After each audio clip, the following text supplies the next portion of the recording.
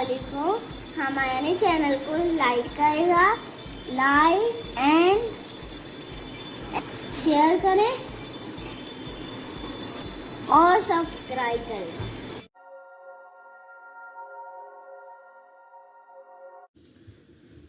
अऊज़ु बिल्लाहि स्समीउल अलीम मिनश शैतानिर रजीम मिन हम्ज़िहि व नफ़्ख़िहि व नफ़्सिहि बिस्मिल्लाहिर रहमानिर रहीम रब्बी यस्सिर वला तुअस्सिर व तम्मिम बिल खैर रब्बी ज़िदनी इल्मा या अय्युहल्लज़ीना आमनू ला तत्तख़िज़ुल काफ़िरीना औलिया मिन दुनिल मुअमिनीन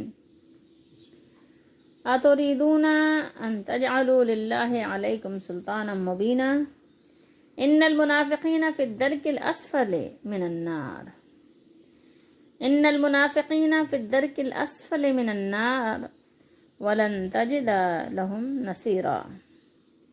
ये दो आयात मुबारका हैं, सूरतुन निसा की 5वां सिपारा है। ऐ ईमान वालो, मोमिनों को छोड़कर काफिरों को दोस्त ना बनाओ।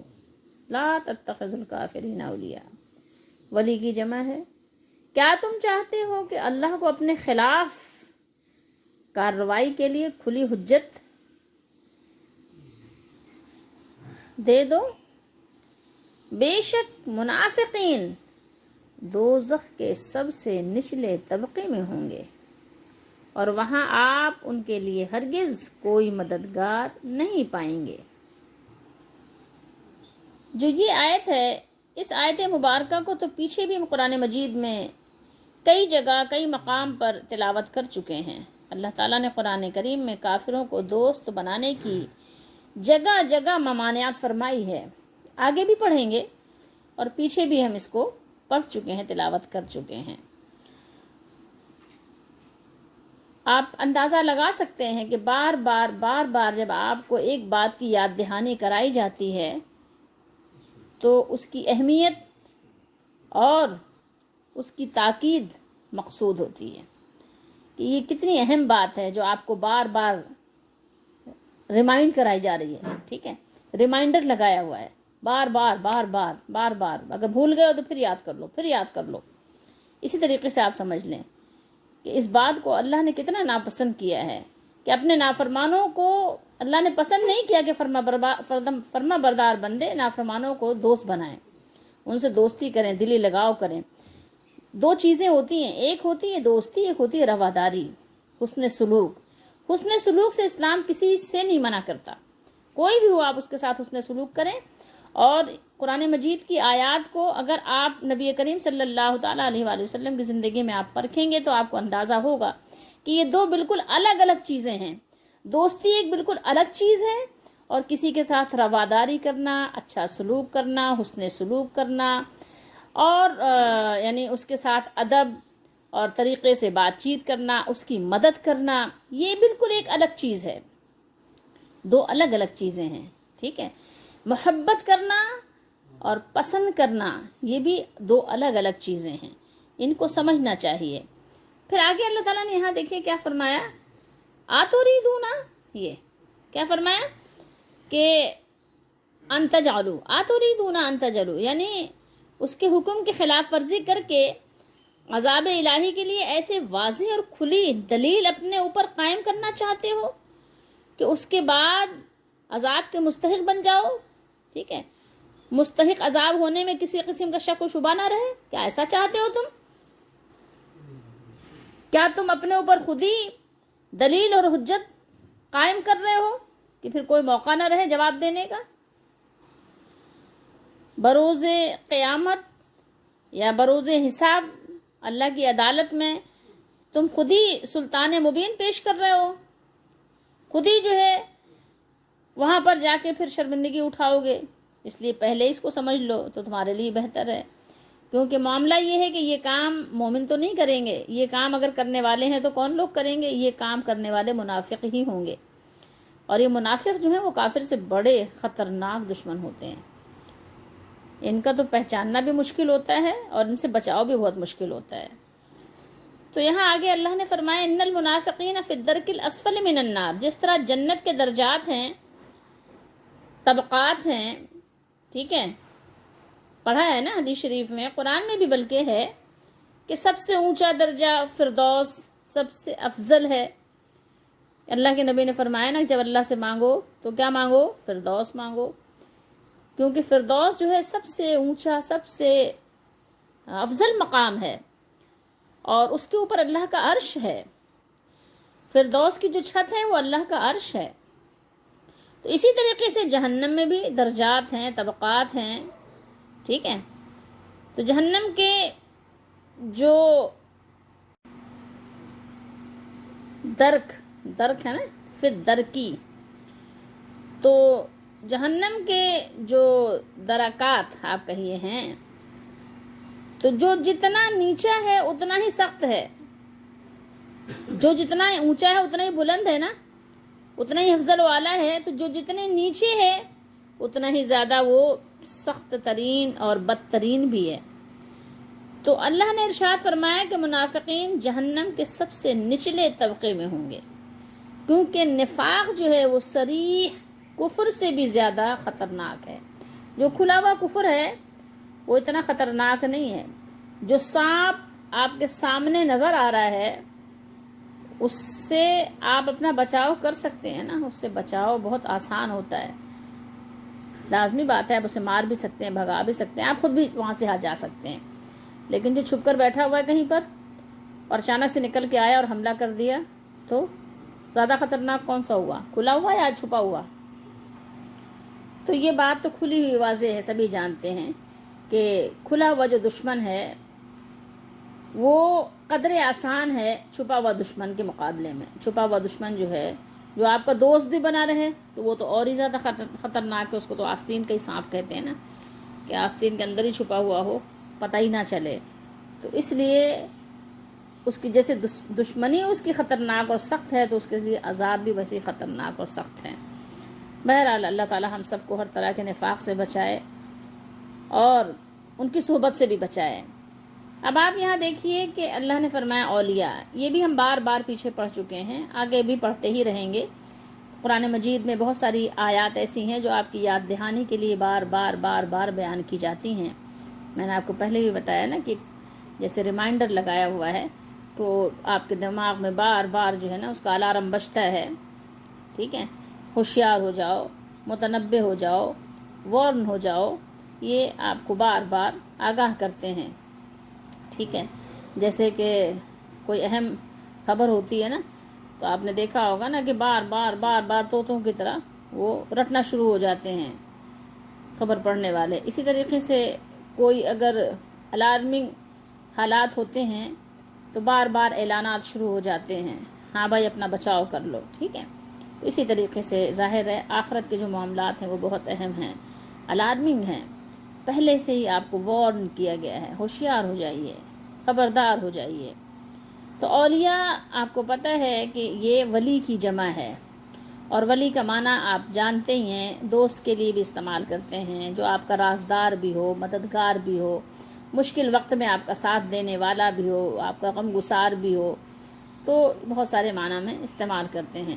ویسے یاد رہے کہ ولی اور اولیاء کے اور بھی بہت سارے معنی اور مطالب ہیں، لیکن ہمارے ہاں جو اصطلاح میں ہم نے جس کو اولیاء اور ولی یعنی ہم نے نام رکھا ہوا ہے اس کو سب جانتے ہیں۔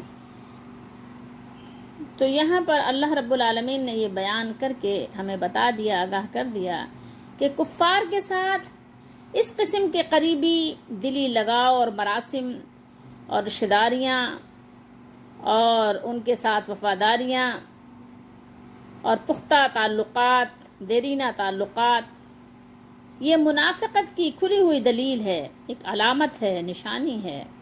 اس کے بعد اگر تم پر اللہ تعالیٰ کی گرفت آئے تو تم کو پھر شکوہ کا کوئی موقع نہیں رہے گا، تم پھر کوئی شکایت نہیں کر سکتے، ٹھیک ہے، کوئی واویلا نہیں کر سکتے، تم کو پہلے سے آگاہ کر دیا گیا، تم کو بتا دیا گیا، ٹھیک ہے۔ کیا آپ پھر یہ نہ کہنا کہ اجی ہم تو مسلمان تھے، ہاں ہمارے ساتھ ایسا کیوں ہوا؟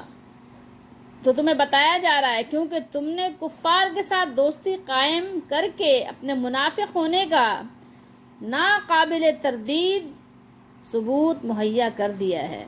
ٹھیک ہے، اب کسی دلیل کی ضرورت نہیں ہے. اتنی دلیل، یہ حجت کافی ہے کہ جو آپ نے ان سے دلی مراسم قائم کر لیے، رشتہ داریاں کر لیں، اور اپنے راز بھی ان کو پہنچاتے ہو. ان کو آپ نے اپنا دلی دوست بنا لیا ہے. تو اب اور کسی دلیل کی ضرورت باقی نہیں رہ گئی. یہ دلیل اتنی زیادہ کھلی ہوئی ہے، سلطان مبین ہے یہ. تو ہمیں یہاں پر یاد دلائی گئی یہ بات کہ ایسی یعنی دلیلیں اللہ تعالیٰ کو مت پیش کرو، ایسی دلیلیں مت مہیا کرو جو تمہارے خلاف ہی قیامت کے دن تمہارے جہنم میں جانے کا باعث ہو جائیں. سب سے نچلے طبقے میں، سب سے نچلے طبقے کا نام کیا ہے؟ ہاویہ ہے. ہاویہ ہے نا، سورہ القاریہ میں اللہ نے فرمایا جو جہنم کا سب سے نچلا طبقہ ہے اس کو ہاویہ کہتے ہیں. اور منافقین کی مذکورہ عادات سے اللہ تعالی ہم سب کو اور سب مسلمانوں کو بچائے رکھے. اور ایک چیز اور یاد کرنے کی ہے جو ہم آگے انشاءاللہ اس کے بعد تلاوت کریں گے کہ اللہ نے 4 چیزوں کا خلوص دل سے اہتمام کرنے کا یہاں پر ذکر فرمایا ہے کہ جو لوگ ان 4 چیزوں کو خلوص کے ساتھ اس کا اہتمام کریں گے وہ جہنم میں جانے کے بجائے جنت میں جائیں گے اور جنت میں اہل ایمان کے ساتھ ہوں گے. تو اللہ تعالی ہمیں بھی ان 4 چیزوں کو خلوص کے ساتھ اختیار کرنے کی توفیق دے. آمین.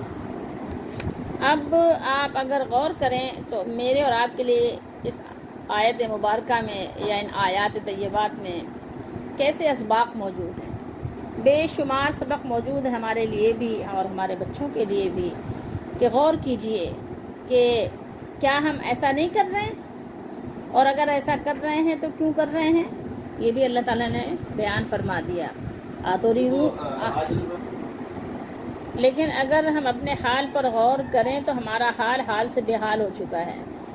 ہمارا معاملہ یہ ہے کہ ہمارے اگر اپنے جو ہمارے اپنے ہیں، یا اپنے سے مراد یہاں میں نے بات کی ہے مسلمانوں کی، جو واقعی مسلمان ہیں، ان کی تو ہم ایک چھوٹی سی بات کو بھی معاف کرنا، درگزر کرنا بہت یعنی مشکل سمجھتے ہیں، بہت گراں گزرتا ہے ہمارے اوپر.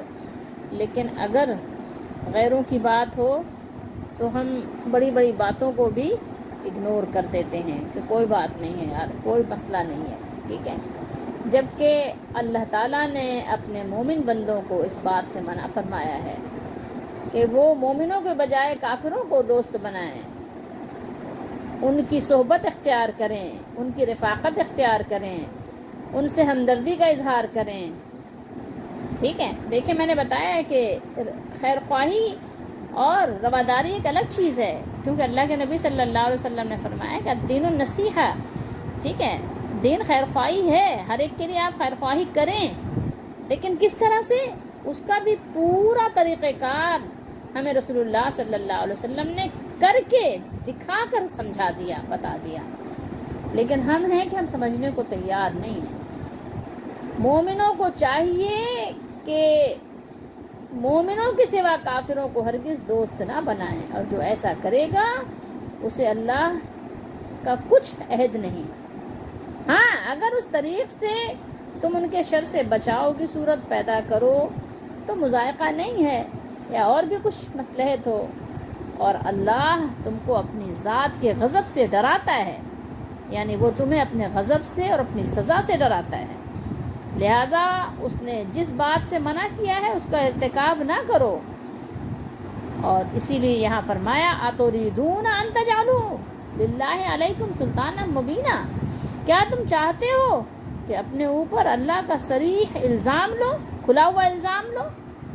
کیا تم یہ چاہتے ہو؟ کھلی ہوئی دلیل پیش کر دو کہ تم نے یعنی اللہ کو اس طرح ناراض کر دیا کہ اللہ کے دشمنوں کو اپنا دوست بنا لیا، یعنی تمہیں سزا دینے میں اس کی حجت تم پر پوری ہو جائے، تمہارے سامنے رکھ دی جائے کہ تم نے کیا کیا تھا دنیا میں، دیکھ لو، خود اپنے سامنے دیکھ لو، تمہیں خود نظر آ جائے، کسی کو بتانے کی ضرورت ہی نہ رہے. ان المنافقین فی الدرک الاسفل من النار، کیا فرمایا یہاں پہ؟ کہ کچھ شک نہیں کہ منافق لوگ دوزخ کے سب سے نچلے طبقے میں ہوں گے. قیامت کے دن انہیں ان کے شدید کفر کی سزا یہ دی جائے گی کہ وہ دوزخ کے سب سے نچلے طبقے میں ہوں گے، سب سے نچلے طبقے میں. حضرت ابن عباس رضی اللہ تعالیٰ عنہما سے روایت ہے کہ وہ جہنم کی آگ میں سب سے نیچے ہوں گے، سب سے نیچے. یہ درک جو ہے نا، درک اور درکات پستی کی منزلوں کو کہتے ہیں، جو منزل نیچے جا رہی ہو. ایک منزل اوپر جاتی ہے نا، بلندی کی منزل، اور ایک ہوتی پستی کی. تو یہ پستی کی منزلیں ہیں. جس طرح جنت کے مختلف درجات ہیں، اسی طرح جہنم کے نیچے نیچے درجات ہیں، نیچے نیچے طبقات ہیں، جو اس کو درکات کہتے ہیں، درک. امام ابن جریر نے روایت بیان کیا ہے حضرت عبداللہ بن مسعود رضی اللہ تعالیٰ عنہ کی. تو کیا بیان کیا ہے کہ اس کا معنی یہ ہے کہ منافقین کو دوزخ میں تابوتوں میں بند کر کے، تابوت جانتے ہیں آپ، تابوت بتانے کی ضرورت نہیں ہے، تابوتوں میں بند کر کے تالے لگا دیے جائیں گے. تابوتوں میں، یہ دنیا والے تابوت نہیں، وہ جہنم کے تابوت ہوں گے. اللہ تعالی ہم سب کو بچائے. اس میں پھر تالے لگا دیے جائیں گے، آپ کو پتہ ہے.